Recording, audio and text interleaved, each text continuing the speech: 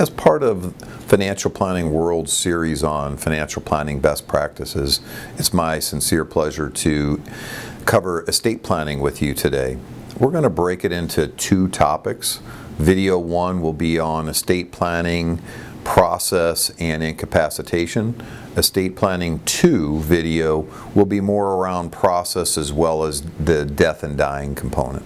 It's been my experience as a practitioner over the last 3 decades that when people come to us, typically they're motivated around things like retirement planning, investment planning, but I wouldn't classify estate planning as one of their primary motives. Deep goals, concerns, whatnot. So what we do is we introduce them to what we classify as real financial planning, and they'll be able to see financial planning has many components, one of which is estate planning. What we then do is follow up in future meetings by simply adding an agenda topic that has a category of financial planning and then underneath it estate planning. It's in those meetings that we will typically ask, what experiences have you had? What concerns do you have? Are you motivated to do estate plan? And more often than not, people are not ready, they're not motivated. There needs to be some kind of a trigger event. When that happens, we just simply make a note in our what ADK Wealth Advisory Group calls e-notes that, hey, we talked with them on this date, for whatever reason they're not interested, and then we'll put a note as to when we should follow back up with that. We have a process that we follow, and ultimately there is some kind of a trigger event that causes them to be motivated. Like I said many times, that's several years. When they are motivated, the next step in our process is to schedule what I call an education meeting. In that education meeting, we'll cover both discussions of their concerns, what they've experienced, as well as we'll educate them. So let me role play with you what something like that would look like in the area of incapacitation.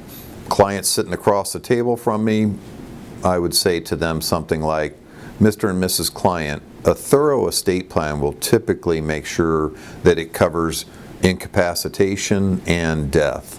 When we're looking at incapacitation, there's really 2 major areas. There's the area of health care, and then there's the area of financial powers. So with the healthcare, there's a concept called advanced directives. Inside of the advanced directives, there's really 2 healthcare power of attorney and living will that are the documents that most states will use.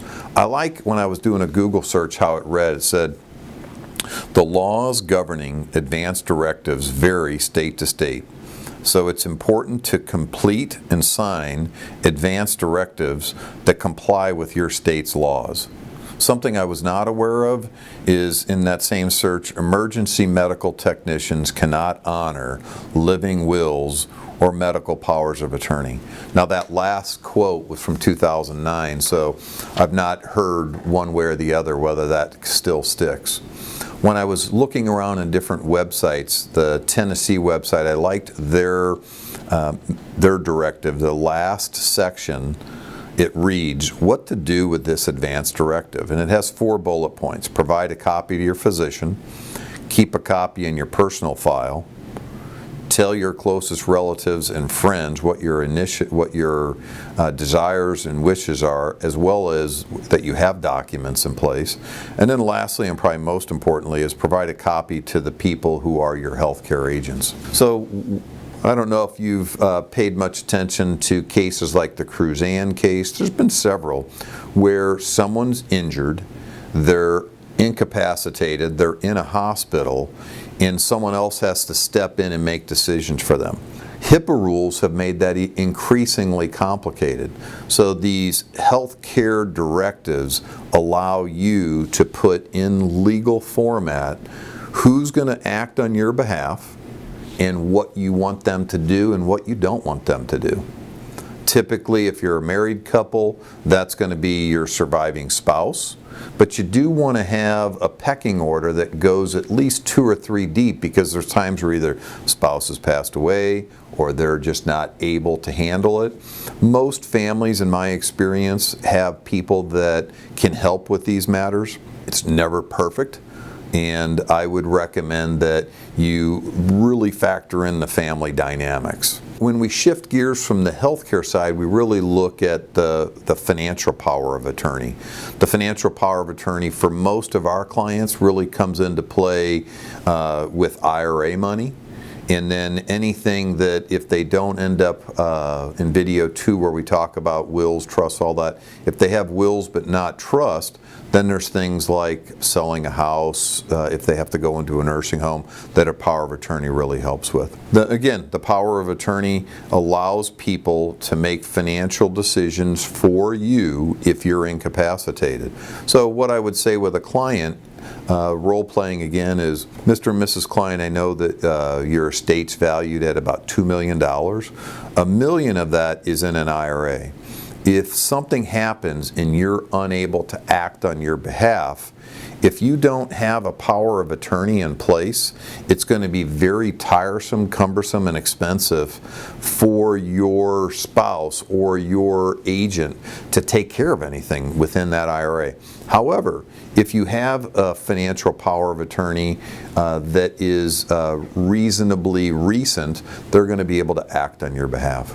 Now, there are many different kinds. In its simplest form, you have a durable power of attorney, which is effective immediately, and then you have like a power of attorney that only comes into play if you're incapacitated or a special event.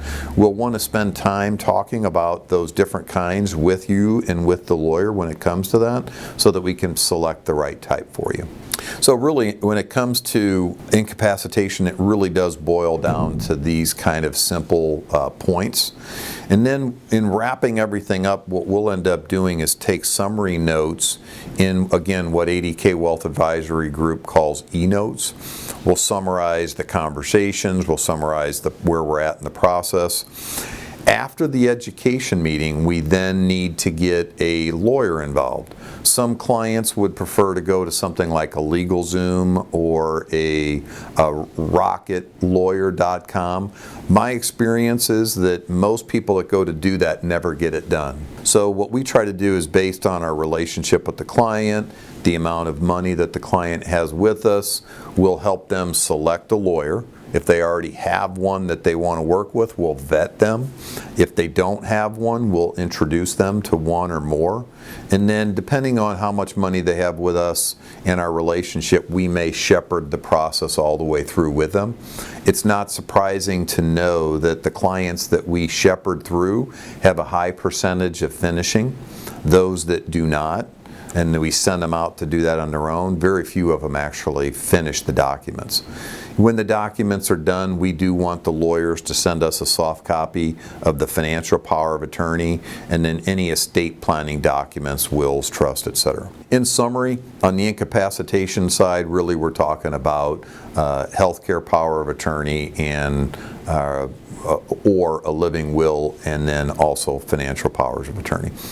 And if this kind of best practice is something that you enjoy, I would encourage you to visit financialplanningworld.com. We have a variety of best practice series that are there to help equip. If you're interested in being part of a community that's focused on best practices and really pursuing excellence around financial planning, around business operations, and just in general, best practices and excellence around how do we live our life, not just within the financial planning world, that's what our community is about. If you'd like to learn more about how to join that community, simply go to financialplanningworld.com. You'll be able to schedule an appointment with me to talk about it. Lastly, if you'd like to stay connected where you see when we update new videos, join us on LinkedIn, Financial Planning World.